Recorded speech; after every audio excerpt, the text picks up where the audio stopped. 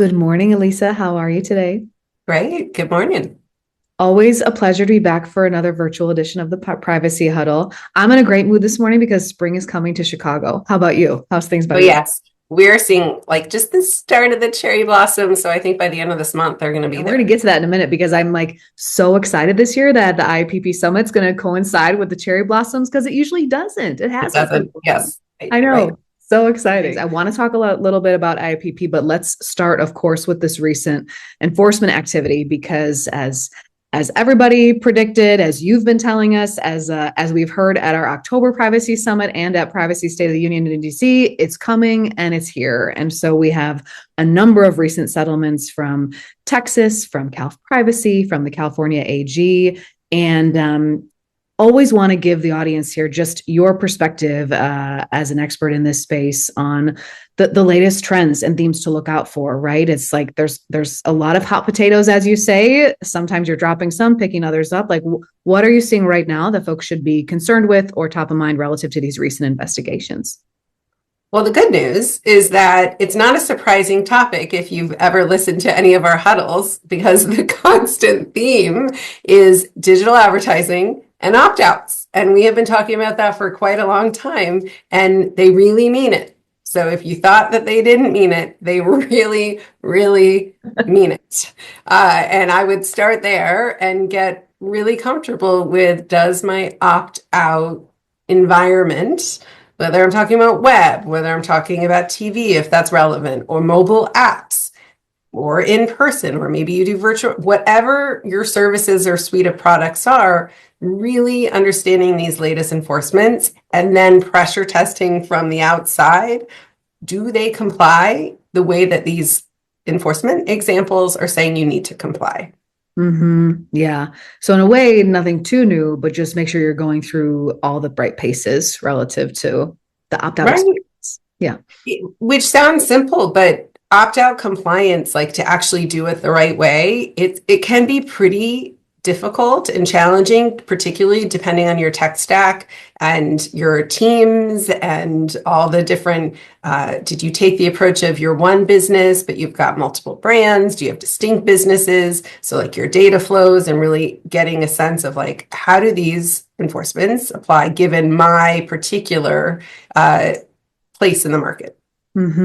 Yeah. And certainly some of the recent ones, it's been interesting because I think since even the Honda enforcement early last year, we've been seeing a lot about the consumer experience relative to, fix your dark patterns, don't ask for the identity verification, all that kind of stuff. But now we're increasingly seeing the investigators and regulators look into things like identity management, things like the cross-device sync that they warned about in the sweep, right, a couple years back. Right.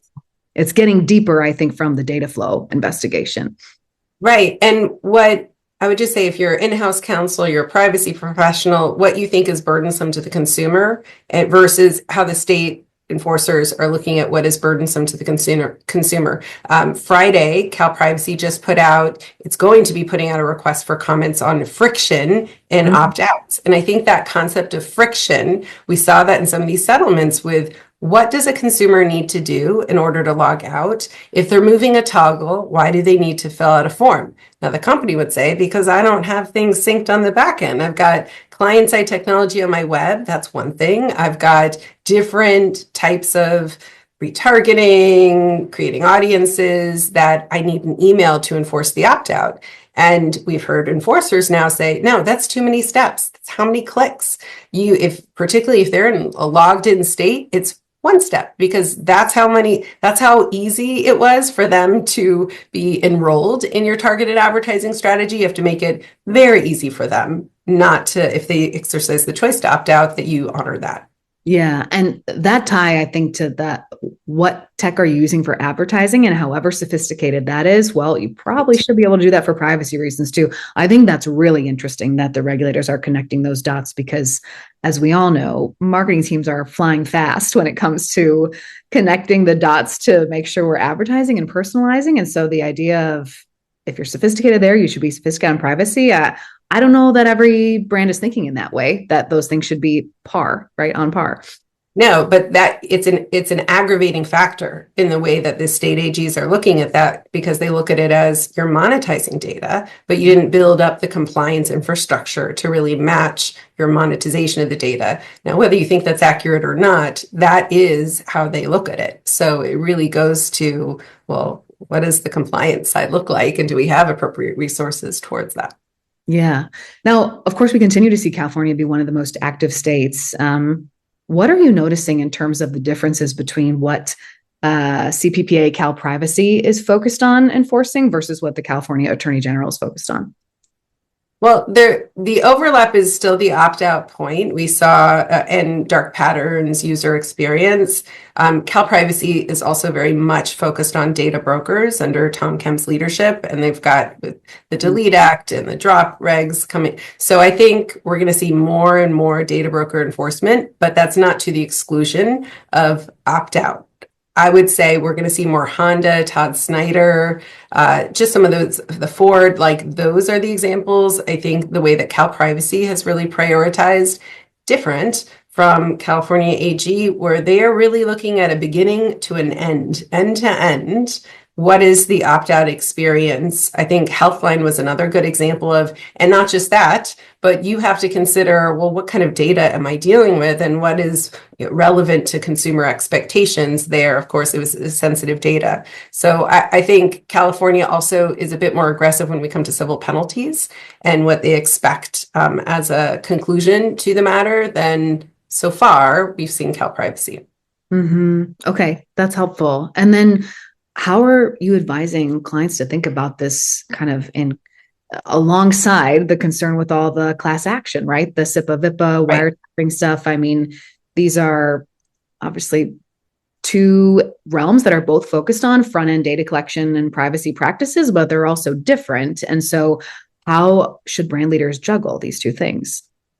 Well, one, never let an opportunity go by. So if the SIPA is driving some urgency because you have a demand or a lawsuit, and so that helps with resources or attention by the business to make some changes, I would leverage that. But when you're thinking about executing, what's my solution to mitigate my SIPA risk or my VPPA risk with a banner, don't do it to the detriment of your state privacy compliance. And so the execution really, really matters. That goes to the language you're using in your banner. It goes to the choice presented, if there's a choice presented in the banner. It goes to what is that banner covering up? What is that banner interfering if somebody actually wants to opt out? All of those things need to interact. And then what does your hygiene look like in terms of tags firing? I think more often than not, we're seeing on the back end, things are not synced, or maybe the vendor they're using has some kinks to work out, but somebody opts out and you still have a number of tags still firing. So what is the lag time, number one, but also what's just not routed in as part of an opt out because different business people continue to put tags on at different times. So do no harm, but have a coherent overall strategy when it comes to your targeted advertising, just period. And that will help you with SIPA, and that will help you with your state privacy compliance. Yeah. And by the way, folks, we see it all the time. Even best intentions, it can be tricky to line up these tags with the consumer choice in the banner. And I'll drop the link in the comments. We do have, if you're curious, a free privacy health check you can take from Catch. So you can just do a quick look at, are these things synced to your consumers' choices, which may be a quick gut check for you on the health of your collection practices. Maybe I'll just add just a closer to that point. We have seen so much movement by in-house counsel. And so privacy teams, privacy professionals, privacy compliance, privacy engineers, there is mobility. And then what is the institutional knowledge? Where did things leave? We haven't seen a whole bunch on the procedures, the checklist, the memorializing of here's our strategy, here's what we're doing here. And so you've just got a lot of new people who need to learn the facts on the ground. And some of that delay can contribute to some of these risk issues. I mean, it changes so quickly. I can't blame teams for not being able to keep tabs on what their marketing teams are doing or putting on the site. Very tricky. Yeah. All right. Well, thanks for the great advice on that topic, Alysa. Let's switch gears back to those cherry blossoms. Of course, we have to talk about IIPP coming at the end of this month, Global Privacy Summit in DC. Kelley Drye and Catch teams will be there on the ground. And I am so excited for this March 30th, the Monday night of the conference dinner that we're putting together in the beautiful new Kelley Drye space, featuring a fireside chat with Kashif Chand from the New Jersey Attorney General Office. Alysa, tell us about why you wanted to spotlight him and the state of New Jersey. Well, one thing we hear about clients when they become a target of investigation is usually like, I didn't know this state was interpreting the law this way. How come we're getting singled out? How come they didn't put guidance in advance? And I think New Jersey is just one I want to put on the map. You haven't heard headlines from New Jersey, but they've got a comprehensive privacy law, they've got draft regulations, and then they just had an administration change. So that was some of the reason with Mikey Sherrill that we haven't heard so much from New Jersey, but that's a pretty active office overall on consumer protection. And I do think 2026 is going to see more of New Jersey in this space. And so I think it's just a good reminder, guys, don't forget about New Jersey, dust off those the draft regulations to just get a sense of what might be coming and, pressure test a bit. It's not just Daniel's Law in New Jersey. There are some other things we need to be cognizant of. I love it. Well, folks, we're hosting that dinner March 30th in DC. I'll drop the link below to learn more, but we'd love to include certainly our customers and friends who are interested as long as space allows. So we'll drop the link and would love to see you all there. With that, of course, the other thing we can expect around IIPP Summit is often big announcements. Alysa, any predictions for what's coming later this month? What do you think we're going to hear in the headlines? Well, if there's a privacy conference or several, usually you hear the regulators drop an announcement. So I think, one, I'm looking for that, but also looking, as soon as those become public, yes, we get the headline and the number, look at the practices and then compare the practices to your practices.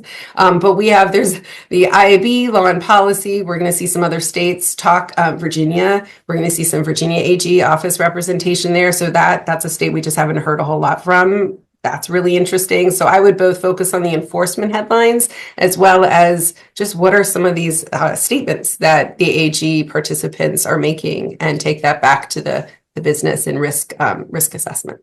I love it. Well, folks, hopefully we'll get to see many of you on the road this month. At least speaking for the Catch team, we have a crazy busy March. We'll be next 2 weeks at the Consero Chief Privacy Officer Summit, IPP Global Privacy Summit, of course, the IAB Public Policy Summit in DC that week as well. So should be a fun March. Alysa, thank you so much for joining us as always. Good to see you.